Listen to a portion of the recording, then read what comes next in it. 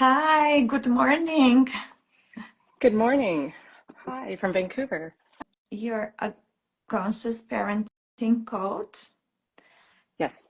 and I know you have 25 years of experience as a trauma-informed clinical pharmacist. Can you please briefly tell us what that means? It sounds so interesting and fascinating. Yes, thanks. So I've been a clinical HIV pharmacist, an HIV pharmacist in Vancouver, BC, Canada. Part of my job worked at the hospital at an HIV clinic, and 10 years of my job was in the downtown east side of Vancouver, which is infamous for homelessness, poverty, lots of people who use drugs, sex work, addictions.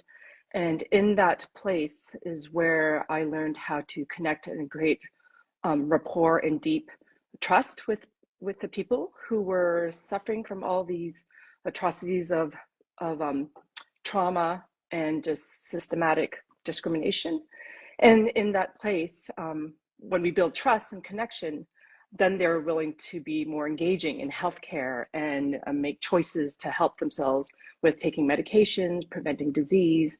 So trauma-informed care and harm reduction were huge practices in my practice as a pharmacist.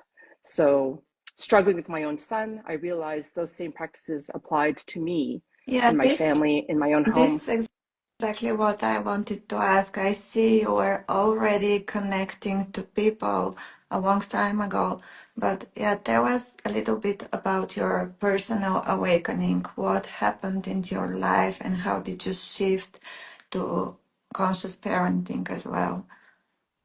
Yeah. So quite often as a pharmacist, I'm very in my brain. Mm-hmm. So studying and all this knowledge was constantly putting it outwards or externally. And then realizing I had to bring it internally was when my small son was coming home. He was about 7, and he was coming home saying, "I'm stupid. I hate myself. I want to kill myself." And he was 7. And I turned to fear and anxiety in trying to fix it and overdoing, overstudying, constantly looking externally. Um, in that time, it was COVID.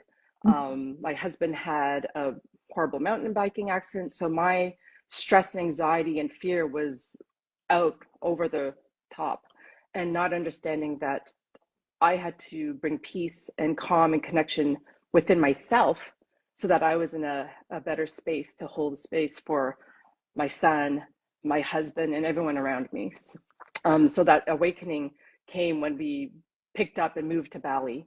And I brought all that stress and fear and anxiety with me. It doesn't matter where you are, it's an Absolutely, that illusion. doesn't matter. You can go on vacation, you can go to Bali, but Yeah. the stress comes with you. Yes. Yes, it followed me. So it was a beautiful place to find awakening because that's where my mother was from.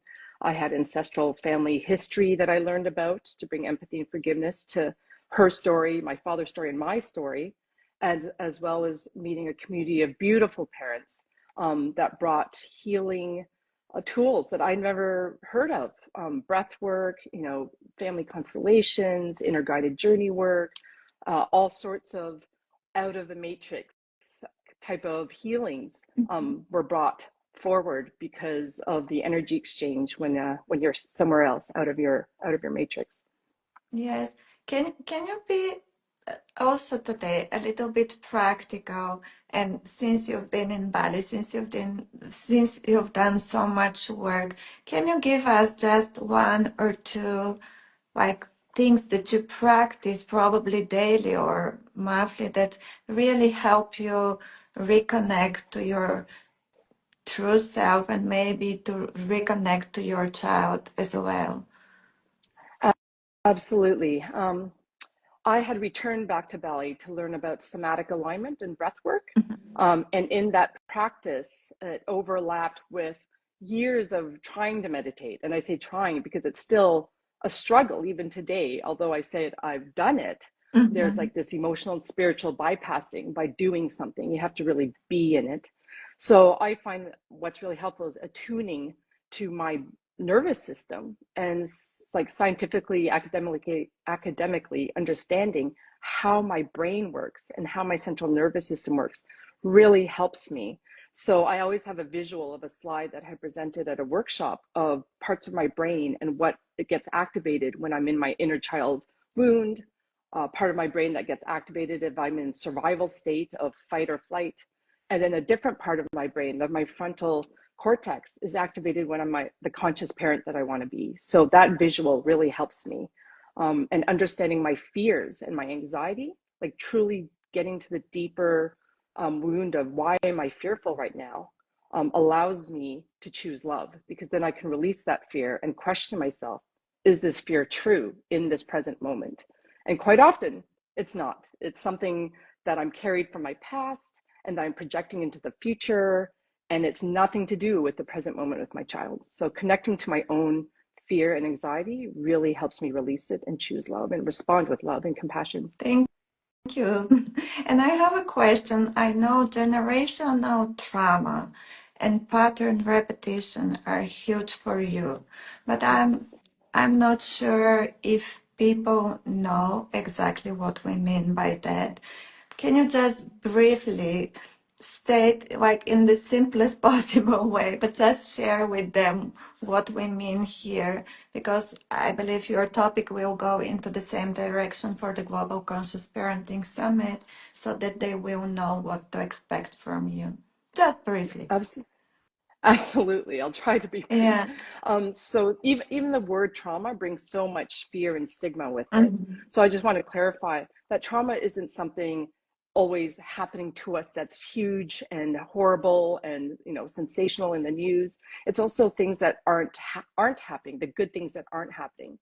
And it's the internal coping mechanism as a child that we create this trauma. It's an inner wound. It has nothing to do necessarily with the outer person. It's something we carry inside us.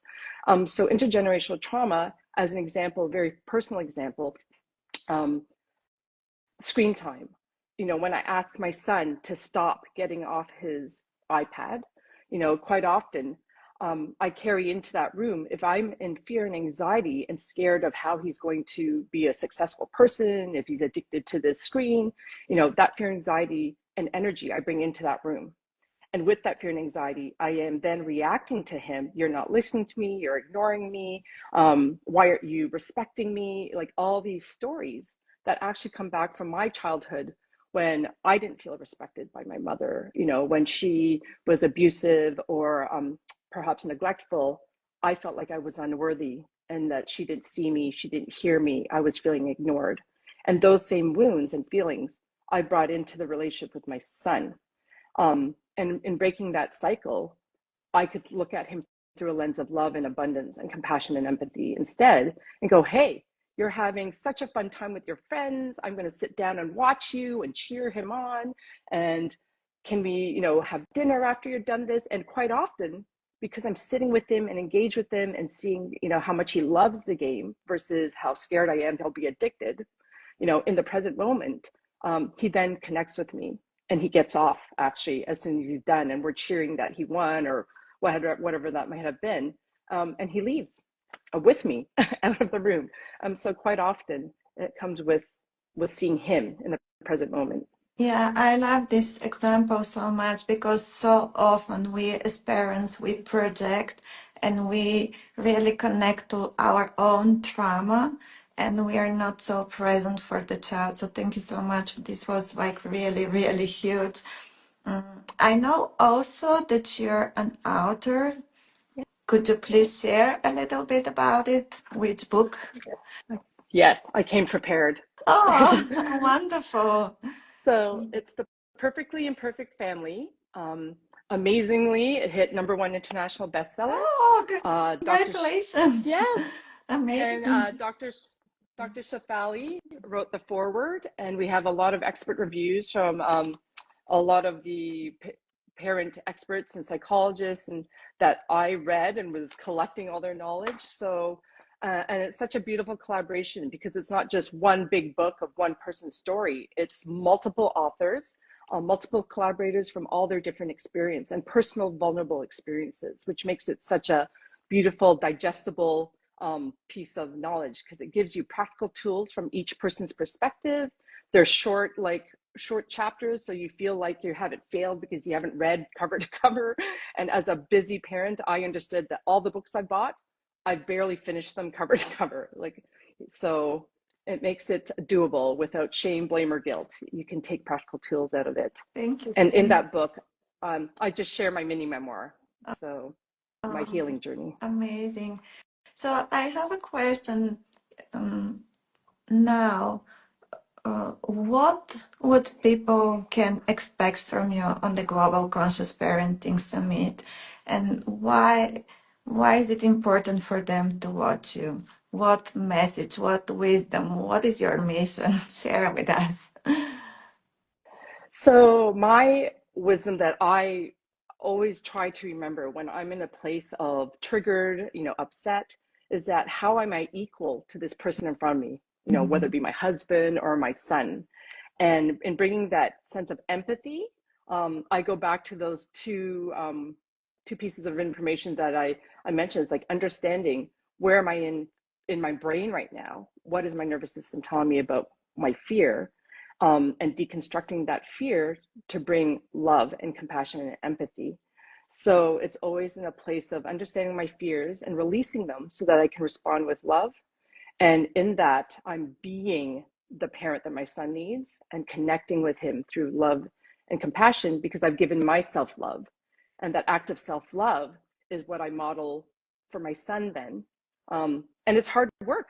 It's not because I'm perfect now. I'm a lot of the times, realizing, oh, I'm in ego, I'm in triggered, I am not present. And it's always this dance of being in and out of presence and understanding our reactions. So, I love this. We don't need to be perfect, and it's also a mm-hmm. journey. And it's like you said, it's a dance. We are constantly dancing. I Yes, love to say we need not to take ourselves too serious because at some yeah. point it's too much. Is there is there anything I didn't ask you and you want to share with us? Mm-hmm. Um, I think the greatest healing comes from community, that we don't do this alone, that we Mhm. seek help. And um, because I grew up and am still fighting this perfectionism that I can do this alone because I grew up in it alone. Mhm. And it's about asking for help, sharing your issues, your stories, being vulnerable in a community of parents, of friends. So looking outwards, because this is a part of human evolution, that survival is greatest when you're in a part of a greater community. So the greatest Oh, learning I comes love that. that. Yeah, we really need to be like one big global village in order to raise our children and to make them like really emotionally healthy and Absolutely. happy. Thank you. Thank Uh, you. Amazing Absolutely. words.